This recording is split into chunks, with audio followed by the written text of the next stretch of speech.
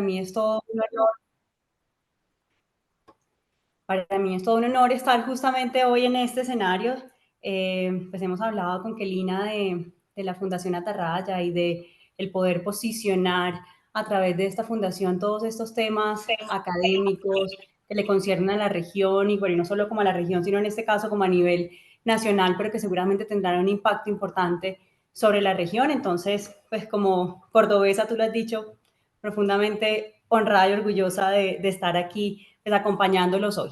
La idea de hoy es que conversemos, que tengamos un espacio en el que yo, pues, por supuesto, les voy a mostrar algunas diapositivas sobre cómo se está viendo esa dinámica de discusión de la reforma a la salud, pero también, sobre todo, que tengamos un espacio hacia el final de esta presentación como para conversar entre todos, poder resolver inquietudes, poder construir entre todos como esa conclusión de ¿será que sí es necesaria o no una reforma al sistema de salud?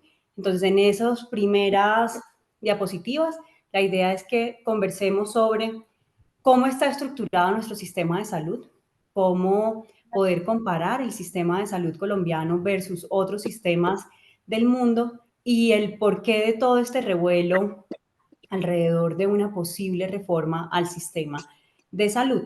Y yo quisiera acá, sobre todo, como llamar la atención en el tema de, estamos en este momento, y lo conversábamos hace un momentico, en un escenario de coyuntura muy importante que tiene que ver con, como, sobre todo con la sostenibilidad de muy corto plazo del sistema de salud. Eso no es algo que yo traigo puntualmente en esta presentación, pero que si al final queremos discutir y hablar sobre el tema, siéntanse absolutamente como tranquilos de abrir la discusión también sobre esos temas, porque sé que es lo que está como en el orden del día, sé que es lo que seguramente están viendo todos en la prensa del día de ayer, el día de hoy, lo que va a estar como circulando, sobre todo por el debate de control político que inició el día de hoy alrededor de la posible suficiencia o insuficiencia de los recursos en el sector salud. Entonces, pues sin mayor preámbulo, dado que ya Jairo pues me presentó y demás, voy a pasar a compartir la presentación para que iniciemos.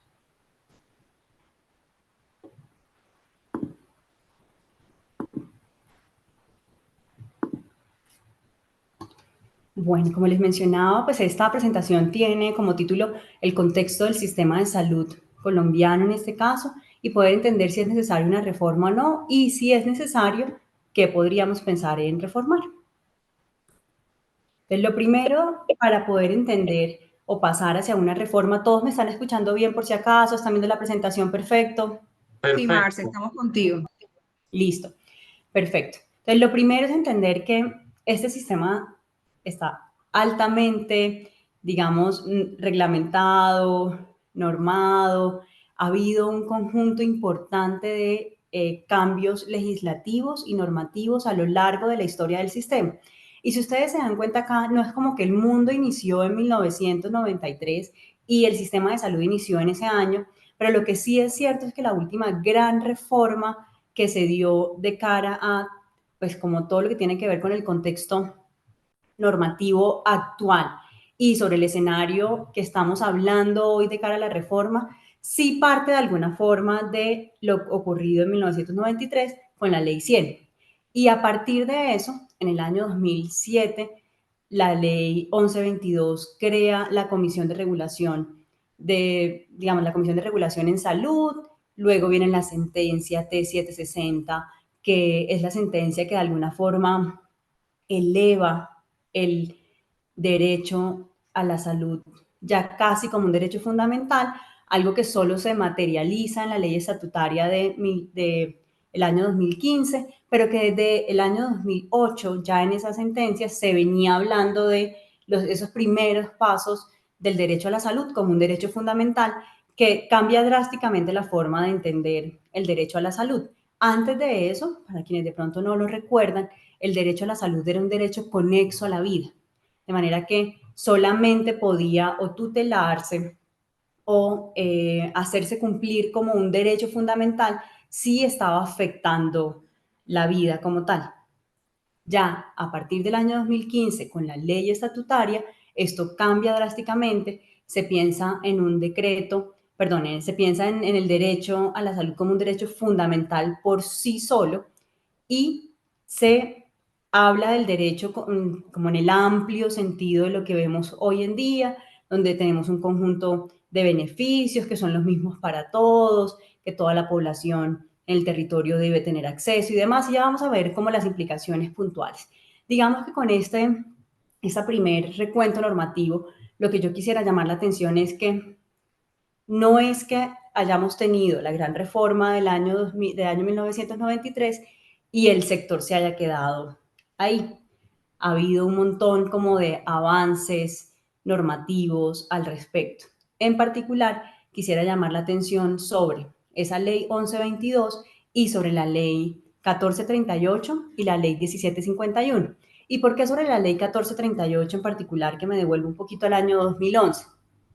Porque muchos de los artículos o muchos de los principios que estamos viendo hoy en el articulado, en el proyecto de reforma, están en esa ley 1438. Por ejemplo, lo que tiene que ver con atención primaria en salud.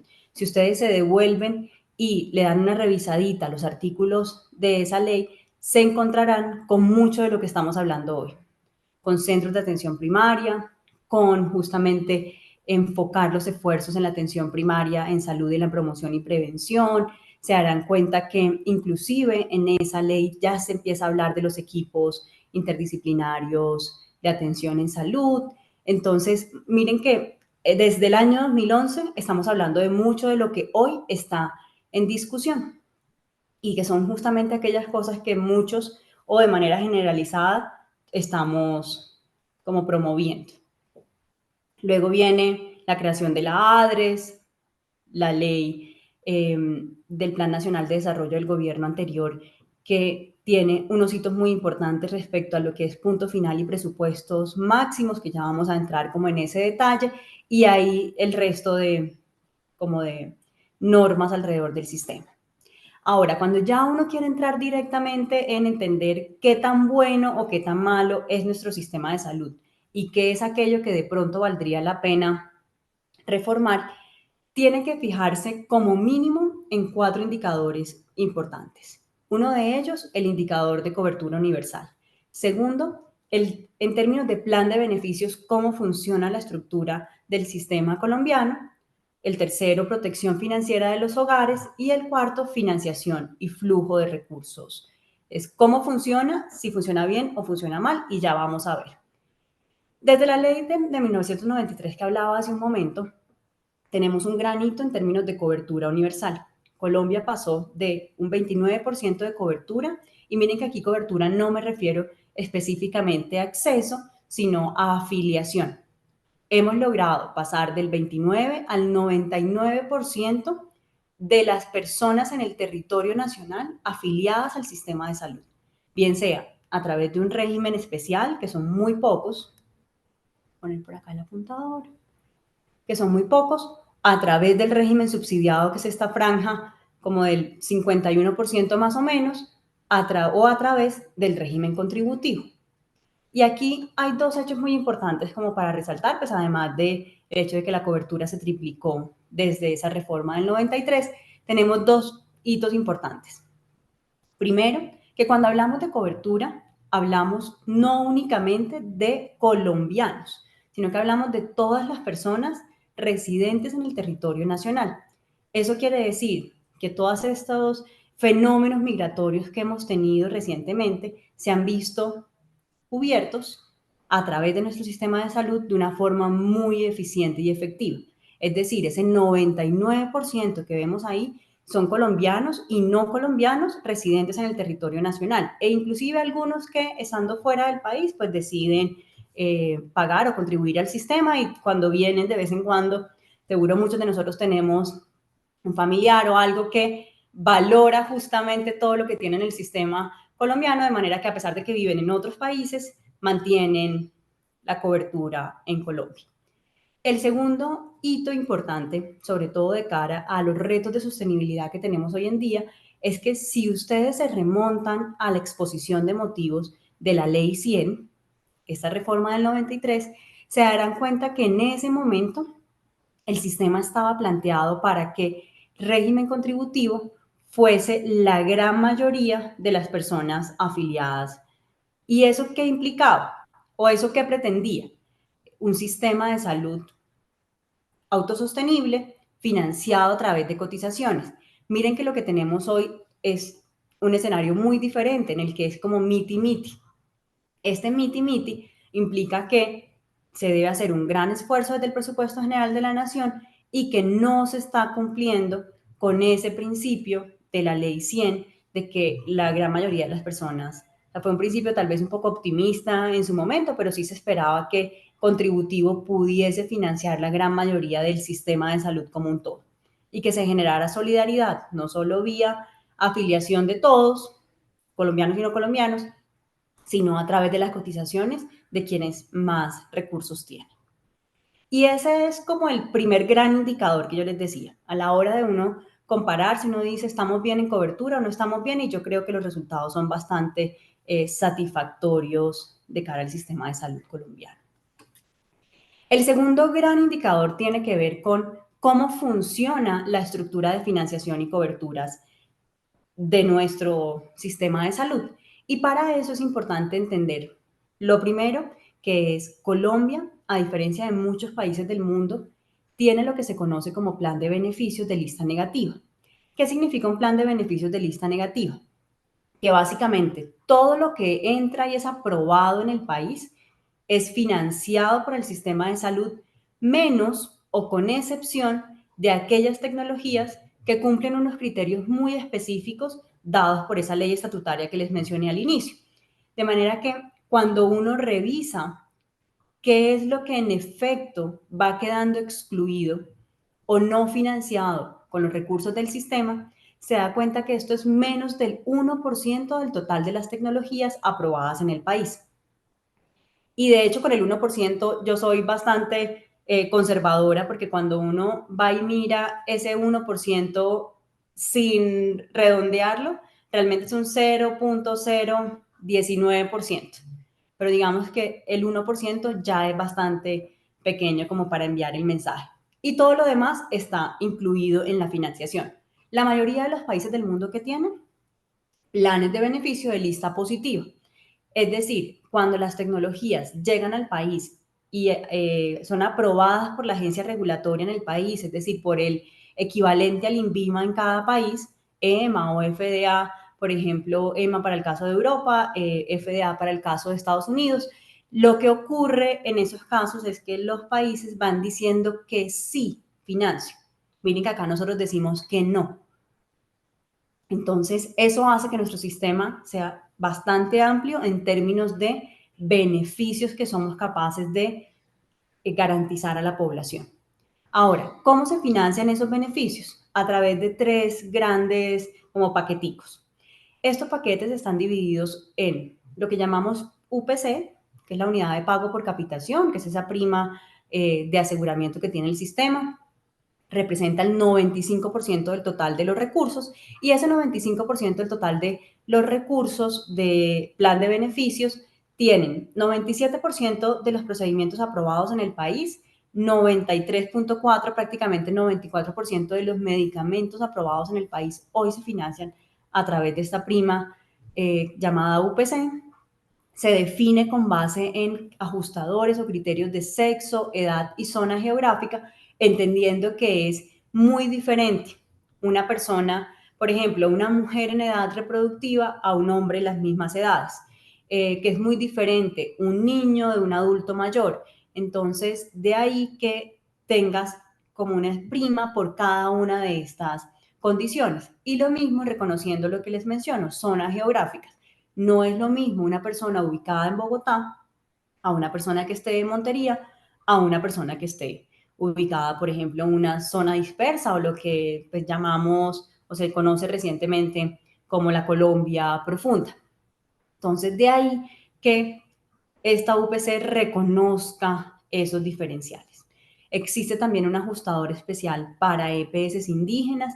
Ese ajustador especial para EPS indígenas lo que hace es reconocer que existen en estas comunidades como unos saberes ancestrales que no necesariamente obedecen a la estructura de tratamiento occidental, sino que básicamente tienen, por ejemplo, algunas hierbas, digamos, en reemplazo a algunos medicamentos, o por ejemplo el uso de parteras en lugar de una sala específica de partos en un centro de atención, o sea, que tienen realmente una forma de ver, entender y aproximarse a la medicina que es diferente a los demás.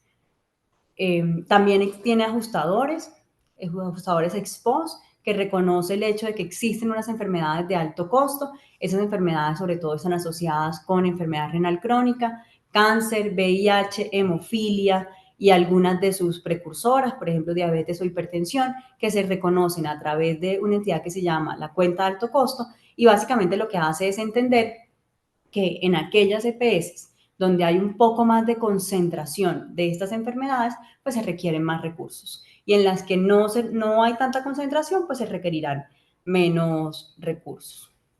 Eso es toda la estructura de la UPC, de una manera muy, muy resumida. Ahora, el siguiente gran cajoncito es lo que tiene que ver con presupuestos máximos.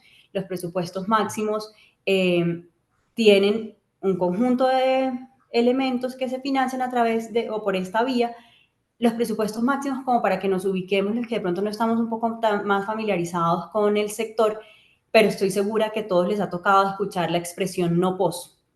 Lo que hace unos años era el no POS, de alguna forma pudiéramos decir hoy que son esos presupuestos máximos. Es aquello que todavía no se financia a través de la UPC y que tiene como este cajoncito especial de financiación. ¿Qué hay ahí? El 40% de esos presupuestos máximos son medicamentos para enfermedades huérfanas. Hay también servicios sociales complementarios. ¿Qué son los servicios sociales complementarios? Son, por ejemplo, adecuaciones de vivienda para algunas personas, cuchillos para ciegos, colchones antiescaras. Ahí hay un montón de cositas que un juez de la República podría considerar que debe garantizarse para poder tener acceso integral a la atención en salud. De hecho, en muchos otros países, este tipo de servicios sociales complementarios no son propiamente financiados por el sistema de salud, sino que se financian a través de estructuras de sistemas de protección social, porque ahí tienes vivienda, agua, cosas de ese estilo que uno pudiera financiar o pensar en financiar en otros a través de otros sectores. Algunos de los medicamentos que ingresan nuevos al país, esto que está por acá que se llama APME, que son básicamente alimentos de propósito médico especial, y yo sé que no es tan chévere ponerle marcas, pero la forma más fácil de todo reconocer qué es esto es Ensure y todos los derivados del Ensure. Glucerna y muchos otros de ese estilo, son alimentos de propósito médico especial. El siguiente son UNIRS y vitales no disponibles. El ejemplo tal vez más fácil para entender qué son estos son aquellos medicamentos que llegan al país y que hacen todo un trámite de aprobación para una indicación específica. Entonces, hablemos de un medicamento para el cáncer cuya aprobación está en indicación para cáncer de próstata. Pero resulta que un médico acaba de llegar de un congreso en Alemania y dice, ¿sabe qué? En Alemania está aprobado para cáncer de pulmón. Entonces, yo tengo, entre mis pacientes, tengo un paciente que tiene cáncer de pulmón, que tiene todas las condiciones para darle esta tecnología, entonces pide una autorización para un uso no indicado en registro sanitario. Entonces, para en ese paciente poderlo usar en una indicación que es diferente a próstata en el ejemplo que les di y es para pulmón. Vitales no disponibles funciona relativamente parecido, pero digamos que es un tecnicismo particular. Y esto que llamamos otros en su momento, que uno los pensaría en dos grandes grupos, lo que se conoce como medicamentos de baja utilidad terapéutica o aquellos medicamentos que ingresaron en el año 2021 y que por haber ingresado en el año 2021 no hicieron parte porque no se contaba con información suficiente, porque no se conocía cuál iba a ser su dinámica de prescripción y de frecuencias. Entonces no se pudieron migrar en la última gran migración que se hizo a UPC, que fue justamente a finales de 2021 con efectos en 2022. ¿Qué es esto de baja utilidad terapéutica? Para que ustedes se den cuenta el nivel, pues, como de amplitud que tiene nuestro plan de beneficios, que a ratos raya un tris en lo absurdo. Ahí, ¿qué se encuentra uno en prescripción? Bonfiest. Encuentras Chapstick, Alcanfor, un montón de tecnologías que uno diría, pero ¿cómo es posible que el sistema de salud financie eso? Pues sí lo financia, siempre y cuando un médico lo prescriba. Si un médico se toma el trabajo de hacer esa prescripción y de pedir que se reconozca a través de presupuestos máximos, el sistema de salud está en la obligación de proveerlo al paciente. Así sea algo como lo que les digo, Bonfiest. Se encuentran prescripciones de ese estilo, que como está aprobado como un medicamento, es seguro, no es experimental, es decir, no cumple, tampoco es cosmético, entonces no cumple con las reglas de exclusiones, no puede ser excluido y debe ser financiado si un médico lo prescribe. Eso es más o menos un 4.5% del total de esa financiación. Financiación que representa hoy en día 8 puntos del PIB. Y en recobros, ya lo único que queda en recobros hoy en día son medicamentos, algunos de los medicamentos para enfermedades huérfanas cuando hay un paciente incidente. Paciente incidente es aquel paciente que es diagnosticado por primera vez y requiere atención farmacológica, o también aquello que uno podría llamar incidencia técnica, que es el paciente que ya viene diagnosticado, pero que no se le había iniciado tratamiento farmacológico y se inicia el tratamiento farmacológico por primera vez.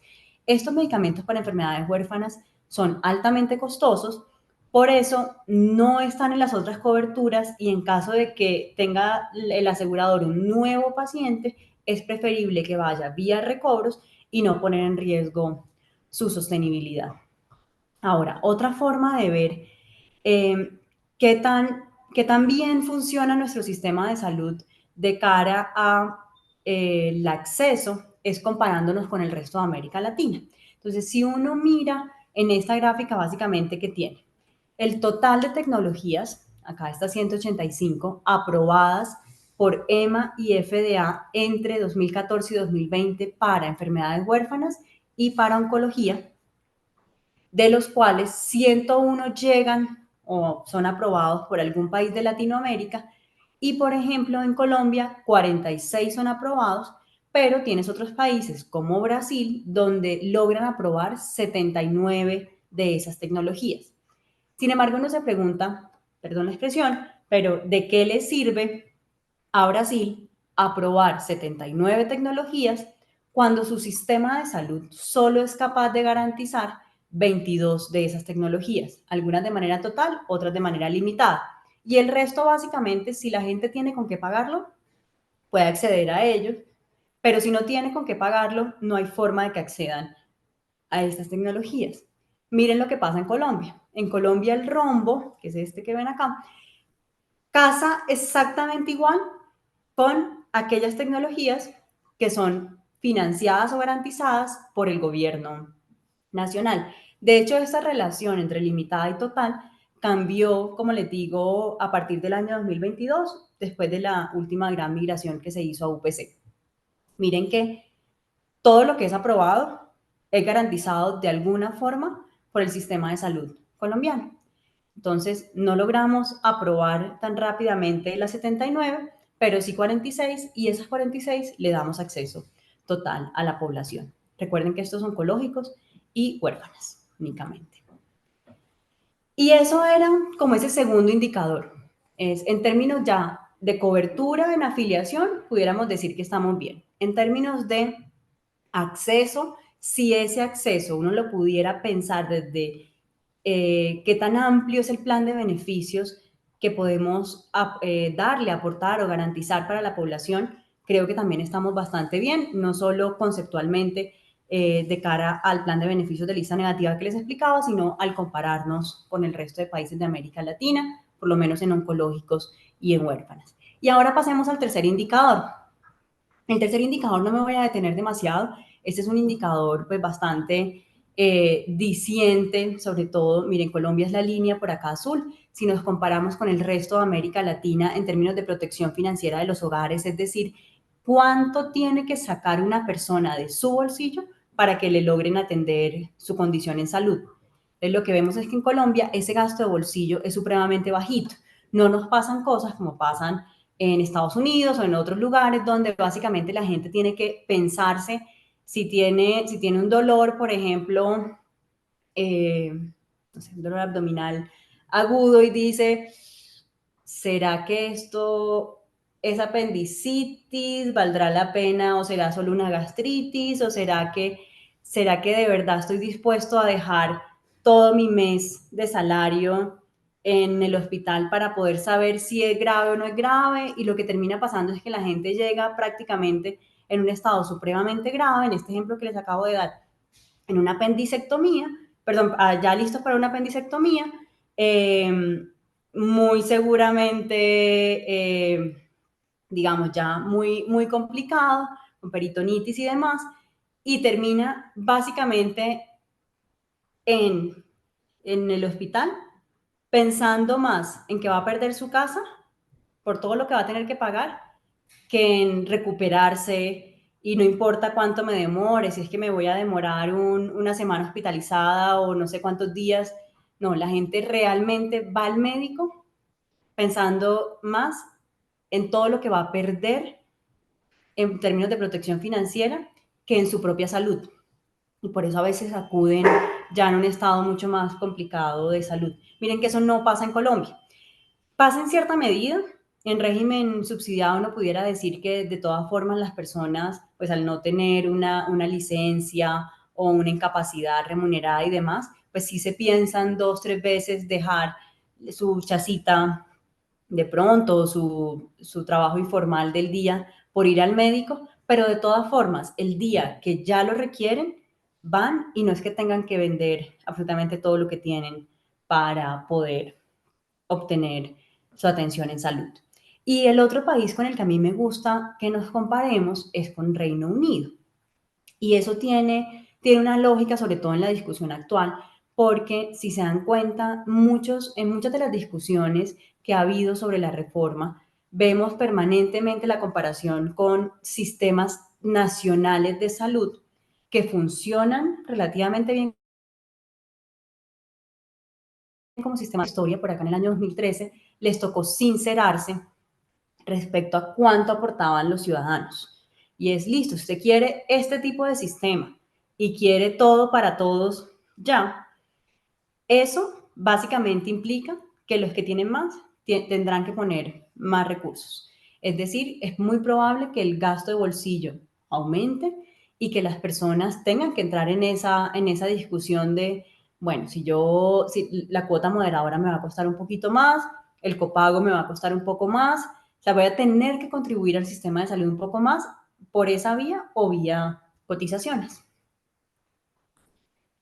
Ahora, el siguiente indicador que es importante entender es financiación y flujo de recursos, cómo funciona, qué tan buenos somos como sistema de salud en esa trazabilidad de los recursos. Y aquí yo creo que necesariamente tenemos que devolvernos un poquito en la historia, porque estamos hoy todos hablando de la ADRES, de recursos centralizados, de que los recursos fluyen de alguna forma entre gobierno y los actores, pero a veces se nos olvida un poquito la historia.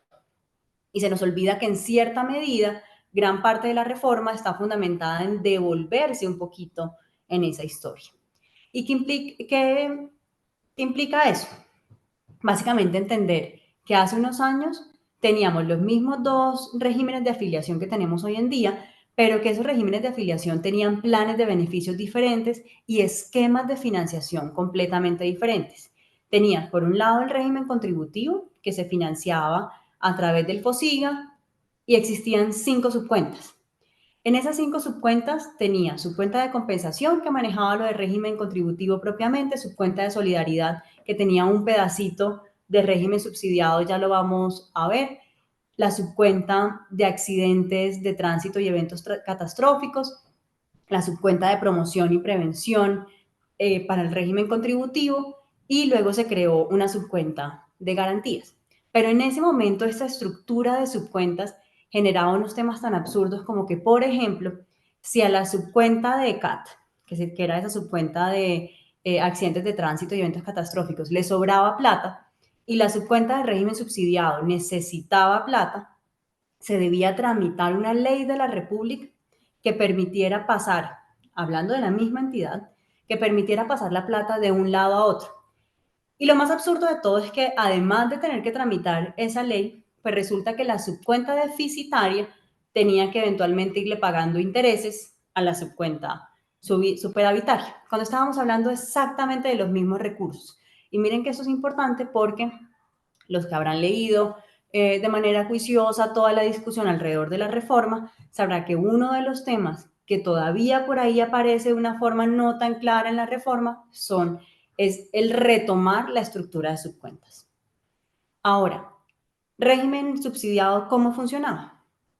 Existía un pedazo que se financiaba desde la nación y otro pedacito que se financiaba directamente en las entidades territoriales. Ese directamente en las entidades territoriales cubría más o menos un 20% del total de la UPC y también se pagaban a través de la entidad territorial los recobros. Y para entender la situación tenemos que recordar, devolvernos un poquitico a 2015, hablar de punto final, hablar de situaciones que de hecho, pues por ejemplo, a los cordobeses no nos enorgullecen mucho, pero que ocurrieron con hemofilia y con otros ejemplos de ese estilo, y que no solamente, pues por supuesto, ocurrieron en Córdoba, pero sé que es el ejemplo que tal vez nosotros tenemos un poco ahí como más cercano, como todo ese tipo de situaciones que se presentaban dado ese manejo en entidades territoriales, pero también demoras en el flujo de recursos, poca capacidad para la optimización financiera de estos recursos, de manera que se pensó entonces en un mecanismo de centralización de los recursos en un ejercicio de no quitar la titularidad, es decir, cada entidad territorial sigue siendo dueña de su porción de recurso y se genera como trazabilidad y contabilidad muy clara de que esos recursos son de la entidad territorial, los genera la entidad territorial, pero sí se gestionan todos en una única entidad. Y esa entidad básicamente fue la ADRES. La ADRES se crea con la función de administrar todos los recursos del sistema, efectuar la liquidación y el reconocimiento de todas las UPCs, es decir, aquello que es ese pedacito de régimen contributivo de régimen subsidiado que también tenían las entidades territoriales, pasa entonces 100% a ADRES, mantiene el 100% de régimen contributivo y también reconoce todo lo no UPC. Realizar el giro, efectuar los giros directos, las transferencias y demás, desarrollar los mecanismos de fortalecimiento financiero, poder administrar todas las bases de datos del sistema y poder hacer algo muy importante que era adelantar las verificaciones para promover la eficiencia en la gestión de los recursos, que era lo que les decía ahorita. Que yo lo pase de la entidad territorial a ADRES no necesariamente me garantiza que no voy a tener situaciones como ese ejemplo que les puse, pero sí al menos permitía estandarizar las verificaciones para todo el agregado del país, de manera que era mucho más sencillo o más fácil para el gobierno, el nivel central, entender posibles desviaciones en el país. Las situaciones que tú solo te das cuenta cuando tienes la foto completa del sistema y no cuando tienes pedazos pequeños de esos gastos en salud.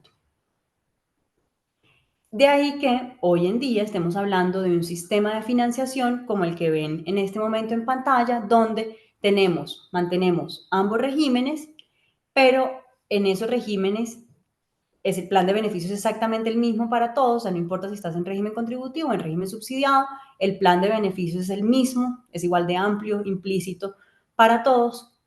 La entidad territorial sale un poquito de ese manejo y todos los recursos se centralizan en la ADRES, tanto recursos fiscales como parafiscales, y se usan en una sola bolsa para financiar UPCs, presupuestos máximos, reclamaciones no SOAT y recobros.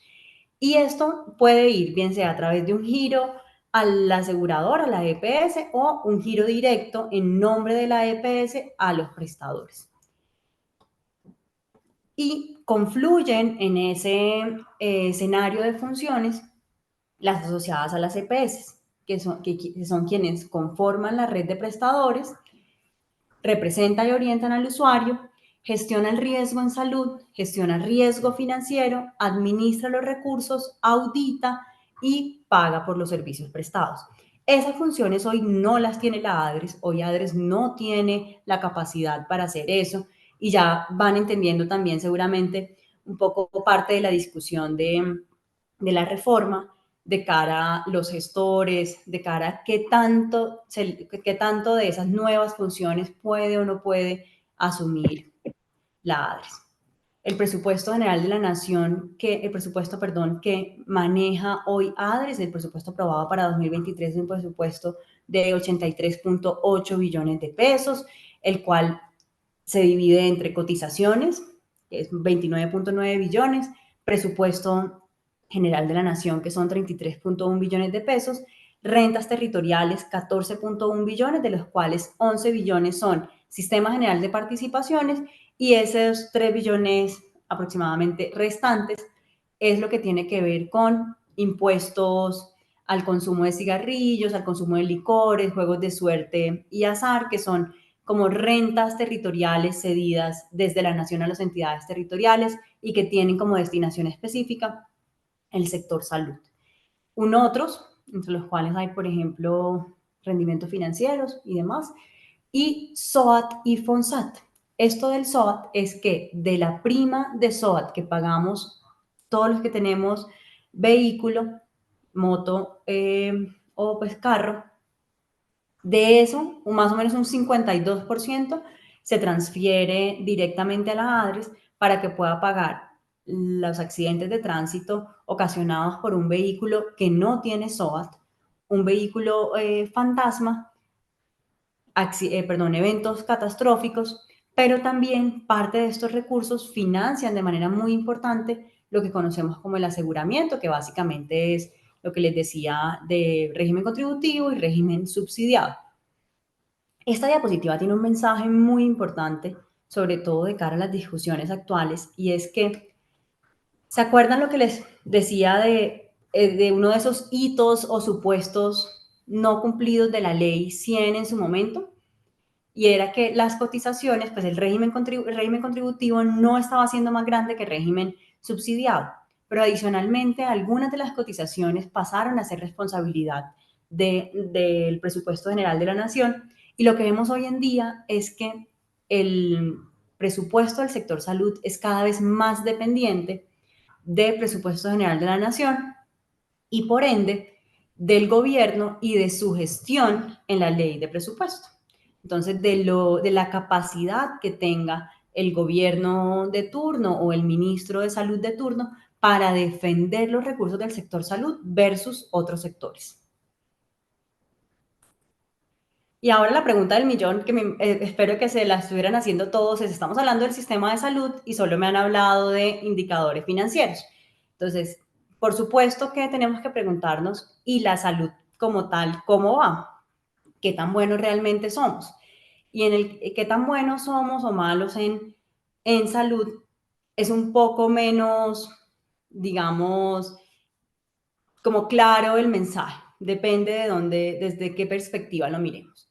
Entonces, si uno compara, por ejemplo, las muertes en todas las edades, en el año, o sea, las causas de esas muertes en el año 1992 versus el año 2019, se da cuenta que hemos pasado de causas, digamos, prevenibles en cierta medida a causas mucho más complejas, enfermedades crónicas, algunas de ellas también, por supuesto, prevenibles, como lo son diabetes, que lo vamos a ver por acá muy frecuentemente, enfermedad renal crónica, entre otras. Pero me empiezan a aparecer de manera muy importante, miren, cáncer es mucho más grande en lo que tenemos hoy en día. Entonces hemos pasado de un peso, miren por ejemplo, cómo cambia la distribución en lo que tiene que ver con violencia, en lo que tiene que ver con otras causas como no asociadas propiamente a la prevención en salud y a la prevención de otros factores como determinantes sociales. Por supuesto que ya hemos mejorado seguramente en términos de agua potable y demás, entonces diarrea es algo que se hace cada vez menor, algunas enfermedades neonatales también son cada vez más pequeñas dentro de toda la estructura. Entonces, esto es como la composición que tenemos en números de muertes. En números ya totales hemos pasado de 103.77 muertes por cada 100.000 habitantes a 41.87 por cada 100.000 habitantes.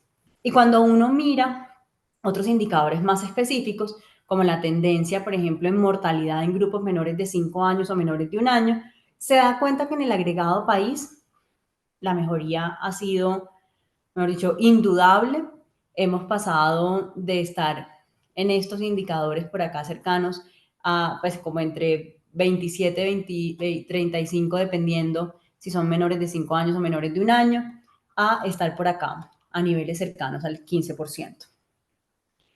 Ahora, ¿qué deuda tenemos como país? Esta, que si bien en el agregado del país uno evidencia que la mejora ha sido significativa, cuando esto lo llevamos a una discusión por regiones o por departamentos, no es exactamente el mismo progreso para todos. Si se dan cuenta, el color muy azul está en las grandes ciudades, o en las ciudades principales, y aquello que conocemos hoy en día como la Colombia profunda o disperso, Chocó, Guajira, Amazonas, seguimos teniendo unas dificultades importantes en términos de poder llevar la misma, o sea, ser equitativos en ese resultado en salud.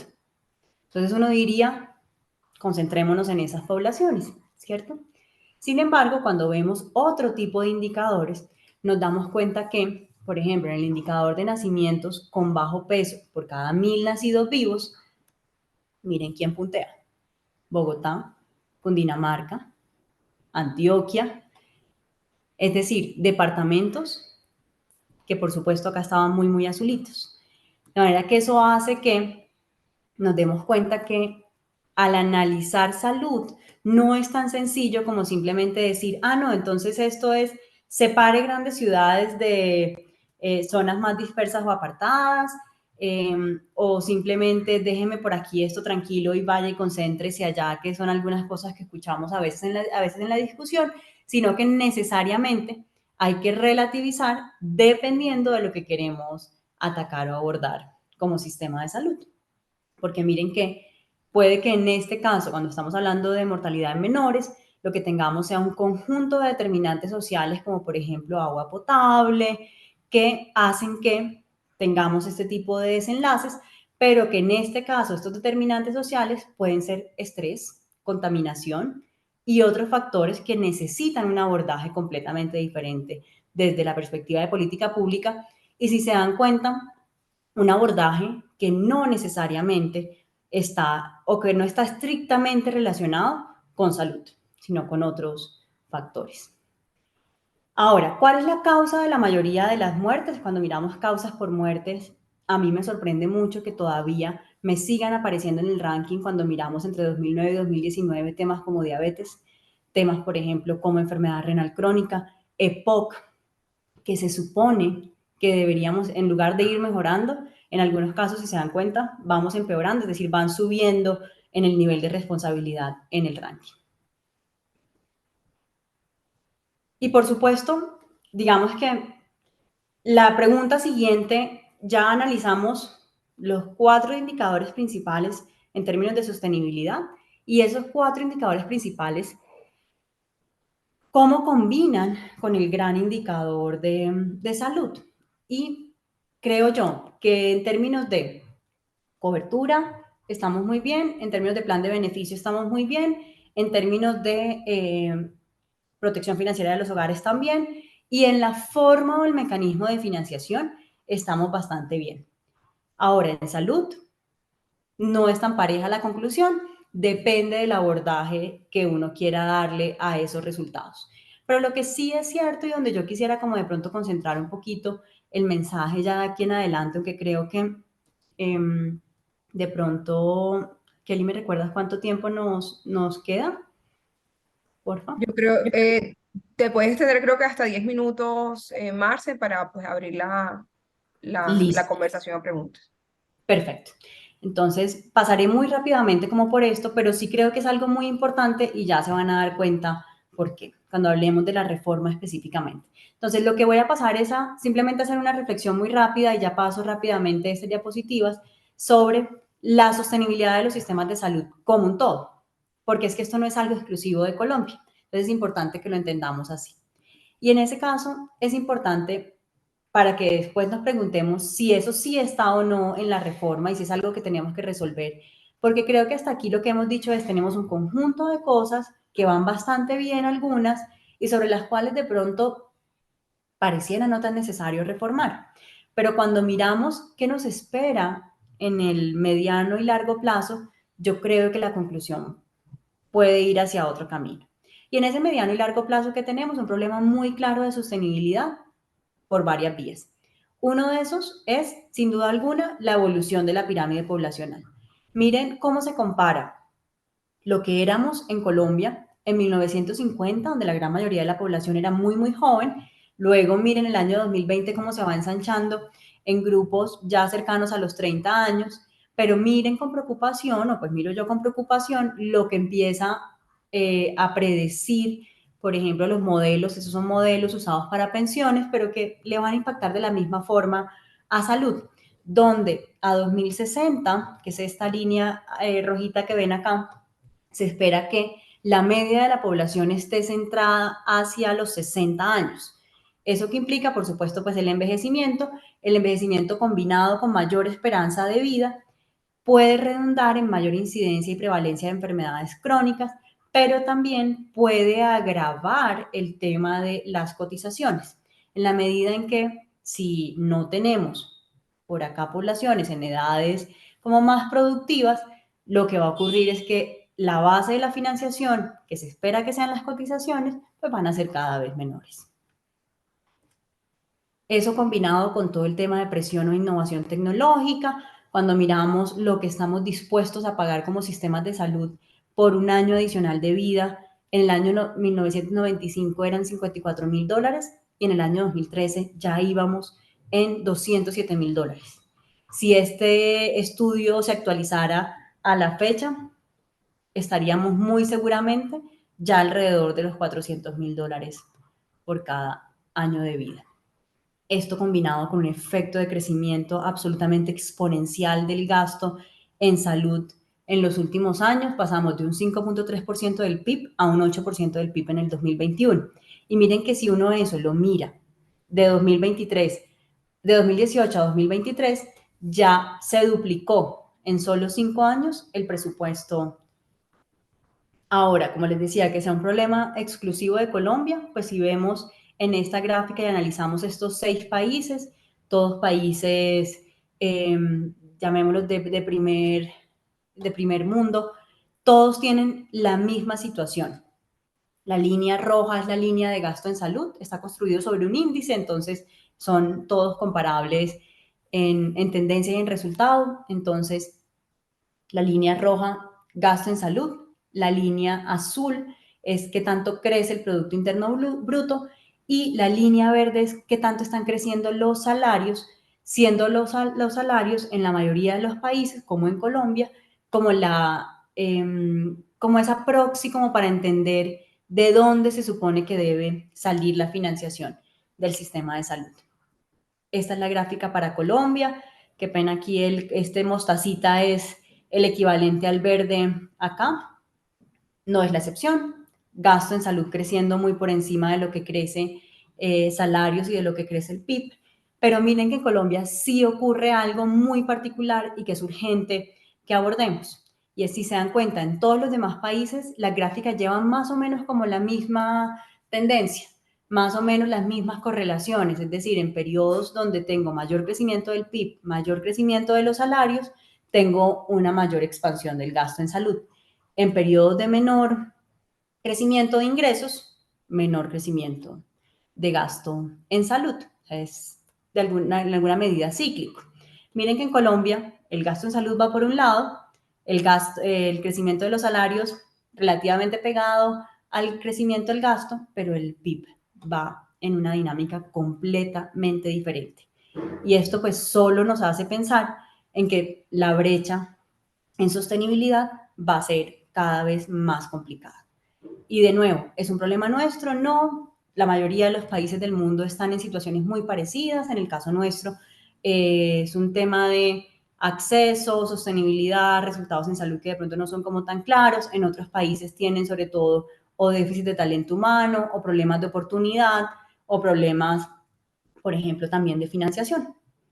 De ahí que el gobierno decida presentar una reforma a la salud e inmediatamente aparezcan 7 reformas, pues 7 proyectos complementarios, pero miren que esto para mí, aquí quería llegar para que ya vayamos pasando como a la reflexión y a la conversación final, porque miren que cuando uno analiza todos los proyectos de ley discutidos de gobierno, de oposición, si se dan cuenta, son muchos más los chulitos verdes que esas X's de color rojito, sobre los cuales yo creo que se han centrado toda la discusión, y es si debería permanecer o no las EPS, que ellos han hablado, cuando digo ellos, el gobierno, han hablado de gestores que no tendrían exactamente la misma función de las EPS, y miren que el otro gran tema está alrededor, y por eso hice cierto énfasis en devolvernos al pasado un poquito, entender cómo funcionaba antes y cómo funciona hoy,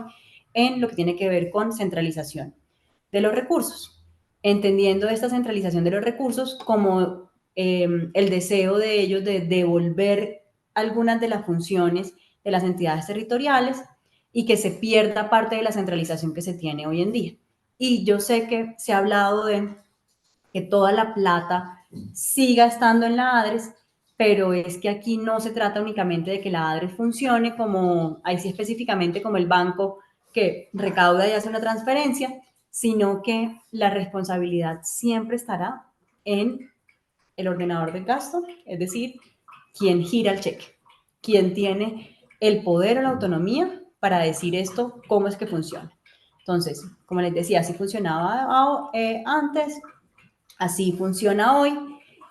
Tenemos muchas dudas respecto a cómo va a ser la interrelación con muchos de ellos, y esto es básicamente, bueno, es más o menos lo que se tiene previsto en la discusión, en lo que está en este momento en discusión en Congreso, que como ustedes saben en Cámara de Representantes ya le falta muy, muy poco, está un pelito de la aprobación. Lo que hemos escuchado es que muy probablemente antes de que finalice esta semana, o por lo menos antes de que finalice ya en las sesiones de, de esta etapa de Congreso, esto debería quedar aprobado en Cámara y pasaría a Senado. Esto es lo que tenemos. Un solo régimen de afiliación, ese régimen de afiliación también con el mismo plan de beneficios para todos. Las fuentes, si se dan cuenta, no cambian. Miren que son exactamente las mismas fuentes que tenemos hoy en día, y si se dan cuenta, se agregan 3 gastos importantes, los que tienen que ver con atención primaria integral, fortalecimiento de la red pública y fortalecimiento del talento humano. Por supuesto, todos suenan absolutamente deseables, pero no tenemos nuevas fuentes. Y pues ni siquiera quisiera entrar en la discusión de cómo estamos hoy en términos de sostenibilidad como para pensar en nuevos gastos sin pensar en nuevas fuentes. Esto es el flujograma del modelo de atención y de usuarios, donde, si ustedes se dan cuenta, a través de ese régimen único, las personas tendrían una atención, bien sea a través de los equipos o de estos centros de atención primaria, que estarían ubicados dependiendo pues, del tamaño de la población, y otros centros ya de mediana y alta complejidad, donde la clave para entender los puntos de discordia para mí están en este punto, y es en, primero, si usted está realmente dispuesto a ir a ese centro de atención, porque es que no le va a quedar más opción. Hoy uno de alguna forma decide, tiene lo que se llama como la libre elección y decide a dónde quiere ir en su nivel primario de atención. Y a partir de eso, dónde, dependiendo la red que tenga el asegurador, iría a la alta y la mediana complejidad. Acá, quien va a tener ese poder o esa autoridad van a ser estos centros de atención primaria. Ellos decidirán, dependiendo del sistema de referencia y contrarreferencia, a dónde va la alta y la mediana complejidad.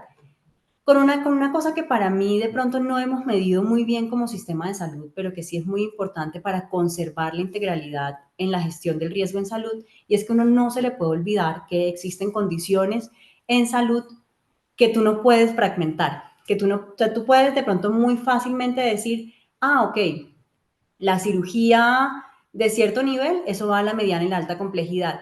Y la consulta por médico general, claro, por supuesto, eso va a un centro de atención primaria.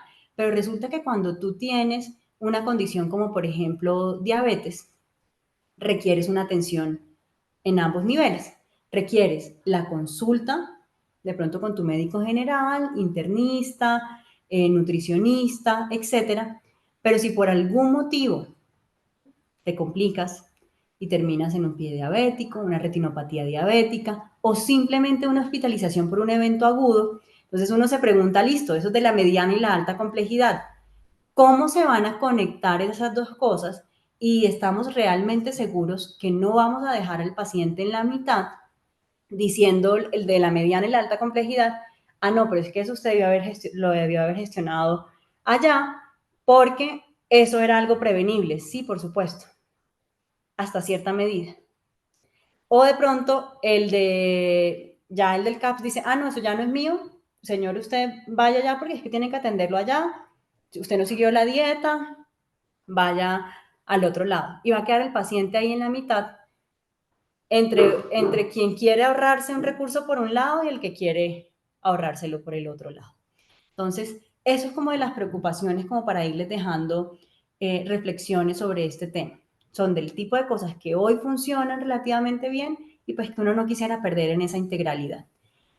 Y para mí el gran interrogante, y por eso les hablé tanto de este tema como en la presentación, es ¿y la sostenibilidad? Estamos hablando de más gastos, los mismos ingresos, pero no se aborda tampoco en ninguno de los temas de la reforma, al menos propuesta hoy, qué va a pasar con ese mediano y largo plazo, cómo vamos a abordar la innovación, cómo vamos a abordar el envejecimiento de la población. Y yo sé que estamos hablando de promoción y prevención, pero es que uno puede hacer promoción y prevención y tener un efecto primero en un mediano plazo, en unos 5 años, tienes un stock ya hoy con el que te toca lidiar, pero adicionalmente, miren que todo lo que yo de pronto logre ahorrarme en esa promoción y prevención, muy seguramente se lo va a terminar consumiendo el simple factor asociado a edad, genética y esperanza de vida, porque la esperanza de vida que hace que pues todos nuestros seres queridos duren mucho más tiempo con nosotros, pero eso también implica que mantiene a una persona en un estado de salud X durante más tiempo. Entonces ya aquella persona que tiene una diabetes o hipertensión, pues maravilloso porque dura muchísimos años más, pero desde la perspectiva del sistema de salud implica que hay un gasto prolongado en salud.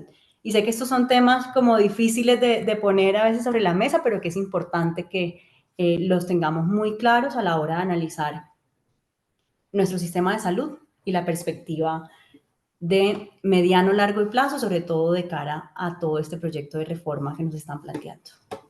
Ok, bueno, Marce, no, muy completa la presentación.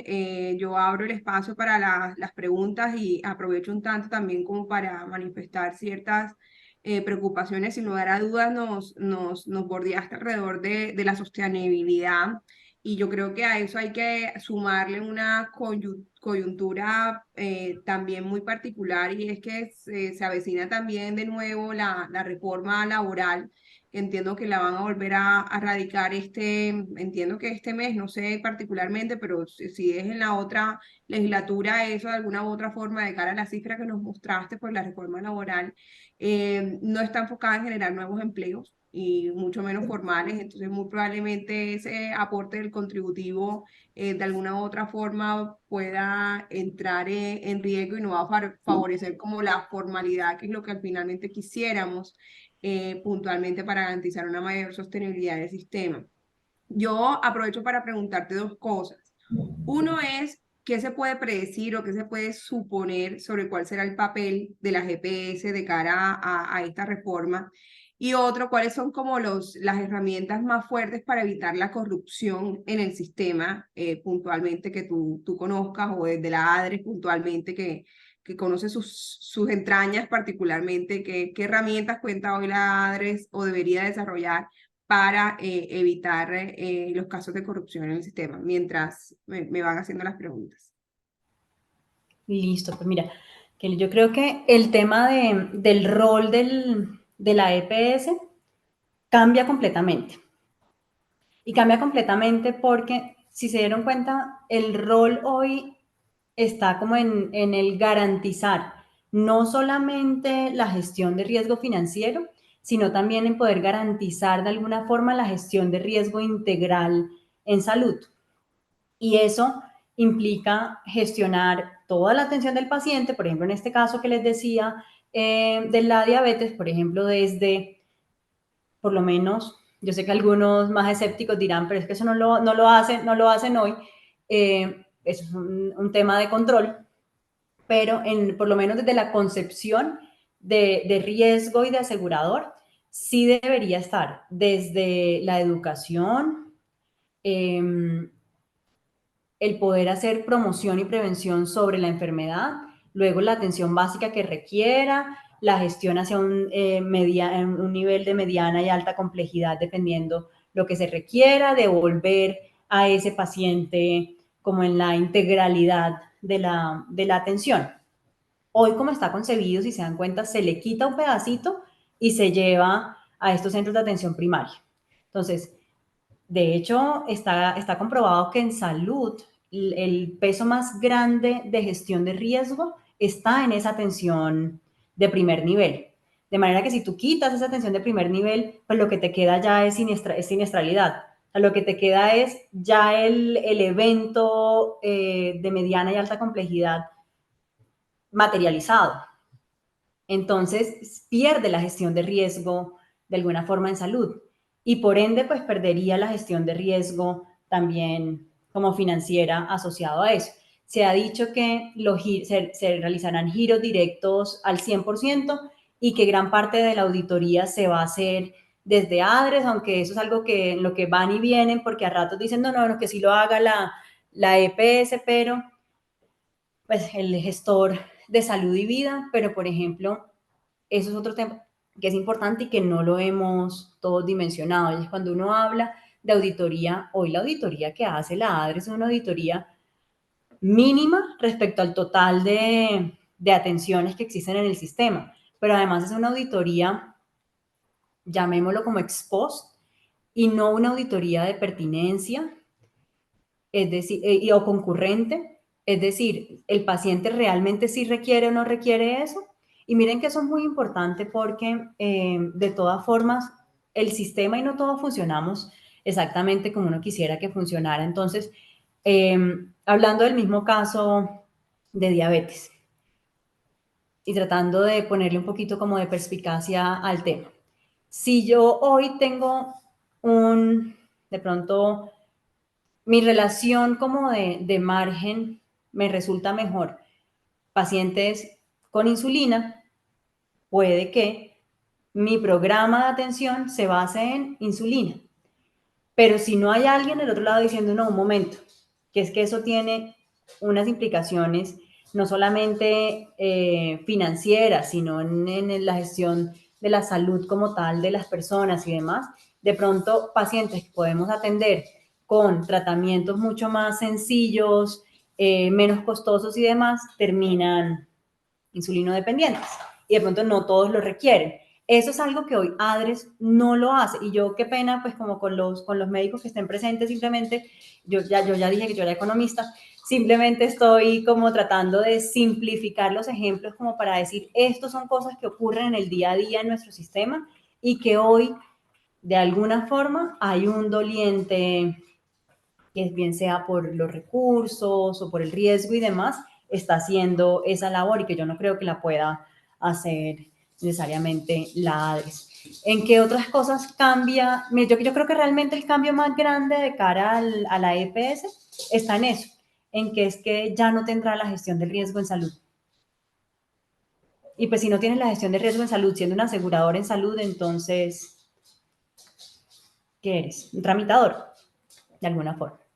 Eso por un lado. Y segundo, la segunda pregunta, ADRES tiene muchos mecanismos hoy como de trazabilidad y de corrupción. De hecho, yo creo que en todos los años que ya lleva la ADRES, pues no hemos escuchado como el primer evento de corrupción, si ustedes se dan cuenta, justamente porque la forma como está diseñado es para minimizar ese tipo de riesgos y tiene control directo de la Supersalud, de la Contraloría, bueno, Procuradurías y todas las IAs posibles, pero además como está pensado a través de un sistema de centralización, tanto del recaudo como de los gastos, con todas las entidades financieras de respaldo, pues básicamente los recursos pues pasan por la entidad muy poco.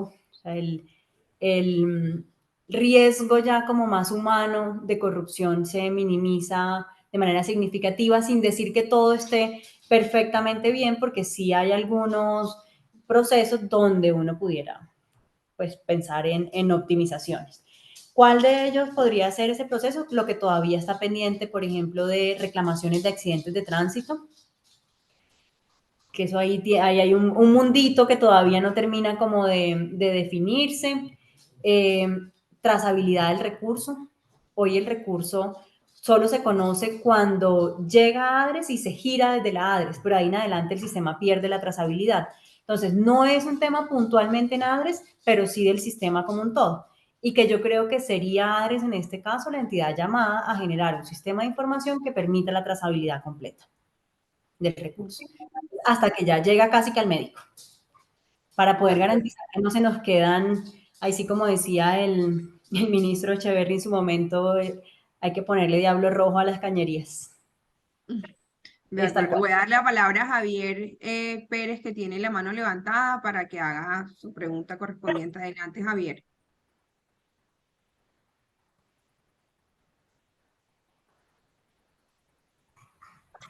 Buenas noches, doctora Marcela, muchas gracias. Le agradezco mucho su presentación muy completa y no tiene que disculparse con los médicos. Yo soy médico ortopedista, porque el problema no ha sido eso, sino tal vez, y no me culpen de libertario, es el sistema garantista que tenemos en Colombia.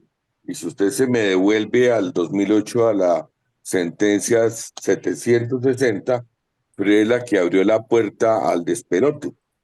Le abrió la puerta porque le dijo aquí vale todo para todos y ya. Acuérdese que inmediatamente se le dio visto ya, el no post fue autorizado, lo que desembocó en el 2012 de los máximos, pero es que usted no le puede poner, es que el sistema no va a funcionar, un sistema que no es explícito, un sistema que no es explícito, que no le dice exactamente, todos los seguros deben ser explícitos. Yo le cubro el carro por tanto y por esto, y listo. Y hay cosas que habrá que pagar y hay cosas que el sistema no cubre. El que quiere experimentar con aletas de tiburón para tratar el cáncer, porque lo están utilizando en Alemania, pues no es problema del sistema. Y para eso hay guías médicas y por eso tienen que ser explícitos. El problema en Colombia fue que nunca se volvió explícito, diferente a todos los sistemas, y en eso sí no estoy de acuerdo porque los sistemas británico y el sistema canadiense son explícitos, con Así es. tiempos de espera explícitos, que aquí en Colombia tiene que ser ya, y el juez le dice, le da la orden al médico que tiene que ser ya. El sistema canadiense le dice, le pago hasta tanto esta prótesis, y no le dice, no, es que hay que pagarle la prótesis de oro porque es la que más le gusta al señor. Entonces, yo creo que parte del problema Y yo creo que buena parte de lo que vamos a sacar, porque el sistema va a quedar deteriorado, pase la ley o no, va a quedar muy deteriorado, le va a dar una visión al colombiano de que definitivamente tiene que meterse la mano al bolsillo para pagar la salud. Ese era mi comentario. Muchas gracias. Así es, Gracias. Javier, completamente de acuerdo con eso. Yo creo que parte del ejercicio como de sincerarnos, nosotros por supuesto que tenemos, o sea, ese es el sistema de salud como que hoy tenemos en texto, pero parte de los problemas están en eso, en que hemos generado una expectativa demasiado amplia que no tienen ni siquiera otros países del mundo. Y uno ve que tú pusiste dos ejemplos muy claros, tanto Reino Unido como Canadá tienen problemas de oportunidad muy complejos a pesar de que tienen planes de beneficios estrictos y definidos. Entonces, parte del sincerarnos también como sistema de salud, como colombianos, y es hasta dónde estamos realmente dispuestos a pagar. Sí. No sé, ¿alguien más tiene alguna pregunta? Jorge, me pareció que levantaste la mano, Jorge García. No, bueno, no, yo estaba aplaudiendo la presentación que me pareció fenomenal, pero ya que me ponen aquí contra la pared, me impresionó mucho el cuadrito final, donde tienes los TIC y las X. Sí. Prácticamente las X son menos del 5% del total. Entonces, todos los proyectos que se están presentando, te pregunto si es correcto lo que estoy diciendo, son probablemente tan absurdos como dicen que es el del gobierno.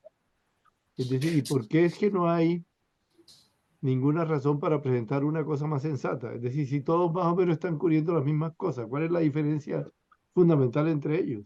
Solamente son las CPS y tres cosas de, ¿cuántas son? Como 35 que tienen allí. 35.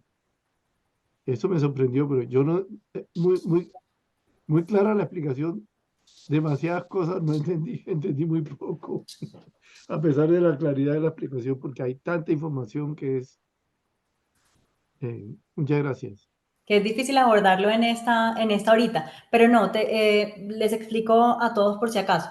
Digamos que esos son como los elementos fundamentales que están sobre la mesa en la discusión. Si se dan cuenta dentro de esos elementos, yo lo que digo es, ¿están todos de acuerdo con mantener o reformar algunas de las cosas?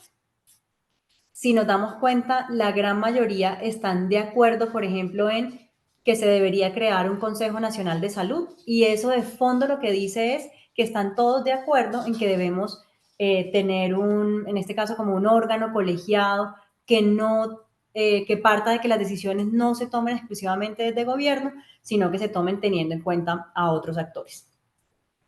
El tema de la adscripción a CAPS, la gran mayoría están de acuerdo, menos, por ejemplo, los representantes de los pacientes, y el estar de acuerdo con la adscripción a los CAPS no necesariamente en los otros proyectos elimina o fragmenta la gestión del asegurador, cosa que sí hace la de gobierno, y por lo cual ahí veían esa X entre la permanencia y la no permanencia de las EPS, porque yo creo que de fondo así le pongan gestor y así hayan tratado. Lo que pasa es que, bueno, otra cosa es, no se les olvide que este es el estado como original de estas propuestas. Cuando miramos el proyecto que hoy está en discusión, es un proyecto que ya integra esas propuestas.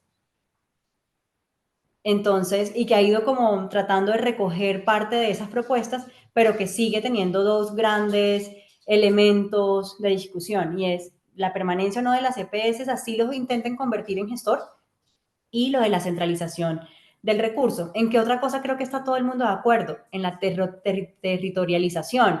Ahí podríamos decir si necesitamos una reforma para eso, algo que distinga entre Chocó, Bogotá, Amazonas y el resto de zonas del país. Algo, giro directo, la gran mayoría está de acuerdo con el tema de giro directo.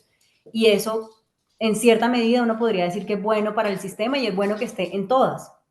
El tema de determinantes sociales es clave. Y yo lo mencionaba ahorita en no hacemos nada como sistema de salud, metiéndole un montón de recursos si no abordamos el origen de los problemas. El origen de los problemas siendo, en el ejemplo que les di de agua potable, yo puedo meterle toda la plata del mundo que quiera al sistema de salud, que si los niños siguen consumiendo aguas contaminadas, una vez salen de estar hospitalizados por una desnutrición producto de una diarrea crónica, pues vuelven al mismo episodio. Lo mismo ocurre con la persona de régimen subsidiado, que si no le ayudamos con un mínimo vital, pues no va a poder asistir al médico de manera oportuna. O queremos, que es otro tema que abordan todas, el tema de talento humano. Nos encanta pensar en un sistema de salud que va a mandar a que absolutamente en todo el territorio nacional tengamos grandes especialistas, pero si a esos especialistas no le garantizamos que su hijo va a tener donde estudiar de buena calidad, que su pareja va a conseguir un trabajo en las mismas condiciones, si no garantizamos ese conjunto de cosas, olvídense que páguele lo que le pague, no se van a ir los profesionales allá, pero adicionalmente es, ¿de verdad queremos que vayan allá o queremos acercarlos a través de la tecnología o a través de otros mecanismos a las ciudades, por ejemplo?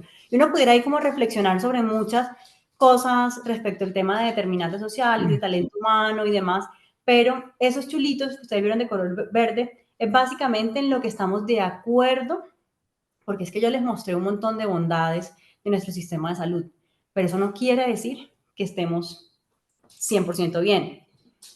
Esto lo que quiere decir es que tenemos todavía unas oportunidades de mejora y que todos estamos de acuerdo en algunas de esas oportunidades y que definitivamente los dos grandes puntos de discordia, repito, permanencia de las EPS y centralización o descentralización de los recursos. Nadie quiere volver al esquema. Nadie, con excepción de la propuesta de reforma, quiere volver al esquema de devolver el manejo de esos recursos a las entidades territoriales, con los riesgos que eso implique. Ok, Jairo, adelante. Gracias, Kelina, y gracias, Marcela, por la presentación tan ilustrativa. Yo quiero hacer una observación que me parece importante en este asunto, y es una de las bondades, cuando tú te referías a la Ley 100, es que la Ley 100 trató de manera integral el tema de salud y el tema también de pensiones. Uno ve en el gobierno una incongruencia al presentar de manera separada, por ejemplo, el tema de salud, el tema de pensiones y el tema laboral, porque la propia ministra de Trabajo dice que la reforma laboral no es para generar empleo. Si no es para generar empleo, es entonces para promover la informalidad, y si la informalidad crece aún más en Colombia, ¿de dónde se va a financiar el nuevo sistema de salud? Es decir, el problema fiscal va a ser aún más severo, comprometiendo la sostenibilidad. Vamos entonces definitivamente hacia una estatización del sistema de protección social, en donde por el lado laboral lo que va a crecer es la informalidad, y por el lado de la salud, las gestoras, en este caso las EPS, ya no van a controlar el riesgo. Entonces, ¿de dónde va a salir la financiación de ese sistema? Y más aún con la reciente sentencia que les declaró la reforma tributaria inexequible en lo relacionado con la no deducibilidad de las regalías a las empresas mineras. Luego, el problema fiscal que tú decías no es ni mucho menos menor. Entonces, uno ve un esfuerzo de reforma del gobierno completamente desarticulado. Uno. Y el otro comentario tiene que ver con problemas de forma. Tú también decías que aquí se está tocando un derecho fundamental, se está tocando el núcleo esencial de un derecho fundamental, y la Constitución es clara que eso debe hacerse a través de una ley estatutaria, de una ley ordinaria. Entonces, todo este entuerto que se está generando en el país, toda esta discusión, puede terminar en que de aquí a un año, a 2 años, la Corte Constitucional diga: la tal reforma a la salud se tramitó mal. Y eso sería un escenario aún peor para el país. ¿Cuál es tu lectura de este par de comentarios? Y excúsame que me haya extendido un poco. Sí, pues mira que es parte como de la incertidumbre que le está haciendo ya tanto daño al sector. Muchos hablan, de todas formas, bueno, parto del último, del tema de si debería ir por ley estatutaria o no, qué va a pasar si la Corte la tumba o no. Digamos que yo pues, no tengo como tan claro, entiendo los argumentos de lado y lado, porque pues, se han tramitado varias cosas, varios proyectos de ley sin ser necesariamente estatutarios, pero lo que sí es cierto es que estamos reformando el derecho fundamental y al ser así debería tramitarse a través de una ley estatutaria, si ese fuera el caso. Y si no, pues la Corte hará su función. El problema más que eso es que la Corte se va a demorar o va a hacer eso una vez esté aprobada ya la reforma. Y en el entretanto es mucho el daño que se le está haciendo al sector. En el entretanto, la incertidumbre jurídica, la incertidumbre de términos de sostenibilidad y demás, pues nos tiene hoy en las noticias de prensa permanente que vemos. Tiene hoy a los pacientes como en el vaivén al final no les importa si la Corte lo va a aprobar o no, lo que importa es en el ya qué está pasando, o en el inmediato qué está pasando con sus atenciones. Entonces, creo que independientemente de esa discusión, pues eso sí nos está generando le está generando mucho ruido y mucho daño al sector el no tener claridad sobre eso. Y sobre lo primero que dijiste, estoy absolutamente de acuerdo. Yo creo que al final sí deberíamos estar pensando nuevamente en ese gran sistema de protección social y en cómo estas tres cosas se unen y todas le pegan a todo. Entonces, lo que mencionaba Kelly sobre las cotizaciones, lo que hablamos de la informalidad, bueno, todo este tipo de cosas al final lo que hacen es apuntarle a un único objetivo, o deberían apuntarle a un único objetivo que sí sea un sistema de protección social. Yo creo que de ahí que hace unos años la ley 100 pensara no solo en salud, sino en pensiones, y a eso sería bien importante incluirle todo el componente de lo laboral. Okay. Bueno, gracias, Javier. ¿Tienes un último comentario y pasamos al cierre?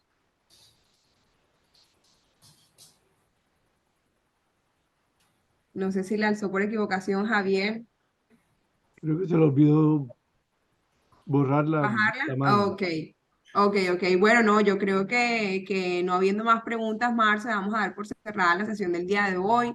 No sin antes agradecerte, la verdad, por ilustrarnos plenamente la complejidad de nuestro sistema de salud, con claridad de cómo se financia, cuáles son las fuentes, las principales causas de morbilidad, los principales retos que además todavía tenemos como sistema, esas comparaciones internacionales que siempre son muy valiosas para entender en dónde estamos y cuáles son esos referentes en sistemas de salud, teniendo claro de que al final termina siendo un reto a nivel mundial de cómo gestionar la salud. Ni los países 100% desarrollados podemos decir que tienen este asunto 100% organizado y planeado, cada uno gestionando sus distintos retos. Y bueno, amanecerá y veremos, a ver en qué termina todo este proceso, pero de verdad muchas gracias por tomarte el tiempo de ilustrarnos esto y créeme que eres 100% orgullo cordobés y bienvenida a esta casa Atarraya, siempre.